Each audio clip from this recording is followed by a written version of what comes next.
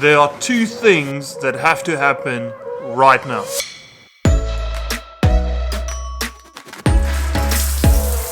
And get all the salty water out of it before I can hang it up.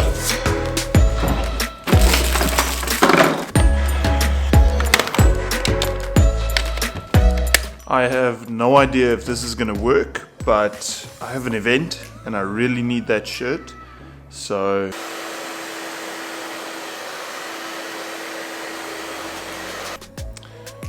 for future reference, that absolutely does not work.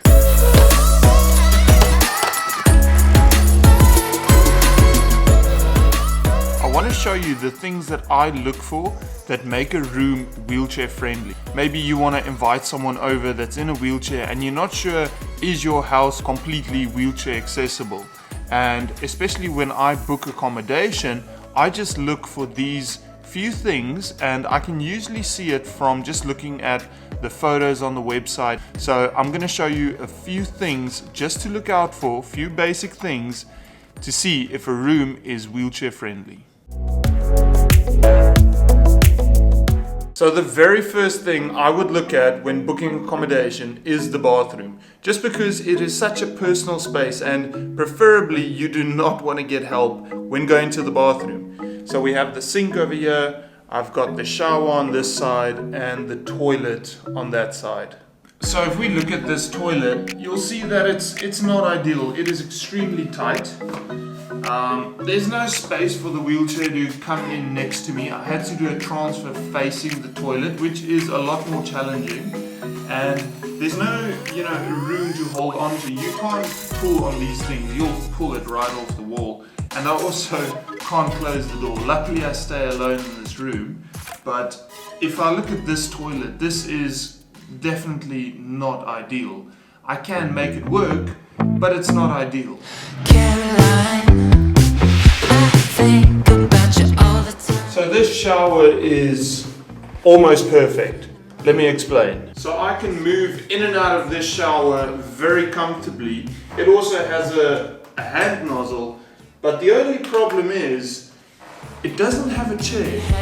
It's all very well now, it's all very good.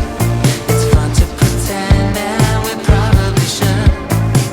But when I get up, Usually an outside chair does the trick. Problem solved. soon I'll be gone. Yeah, take a picture, baby, if you want. Most beds in hotels are quite high. If you look at this one, it is substantially higher than what my wheelchair is, which makes transferring to the bed a bit tricky. So when I transfer to the bed, I literally have to transfer to a higher position. So it does take a bit more upper body strength just to get on top of the bed, which might not be so easy for everyone. The other thing about high beds is it makes getting dressed quite interesting because your feet don't touch the ground, and then pulling up your pants can be quite tricky. I prefer to get dressed on a chair then, because my feet are firmly planted on the ground and I can just lean from side to side and pull up my pants, which is a lot easier to me than sitting on a bed where my feet don't touch the ground. There is also enough space in the room to freely move around with a wheelchair. So many aerobics in here, so many activities. If there are tables and couches and all sorts of stuff in the room and that makes it crowded, it really does make it challenging to maneuver around in a wheelchair. Stairs. The biggest enemy of most wheelchair users. A step as small as this one shouldn't be a problem, but where it does get tricky is if you have 2 or more stairs. Then you do need help getting up, for most wheelchair users. And then lastly, carpets. If it's possible, roll up the carpets, because these things always get caught up in your wheels, they get all up in your grill. The carpets that are fixed to the floor permanently, that is okay, you can live with that. But if it's possible to roll up the carpet like this one, please do that, because it just makes it so much easier. So these are the kind of things that you can look out for when booking accommodation or visiting friends and you're not sure if it is wheelchair friendly. So thanks again for watching, and I'll see you guys in a few days' time.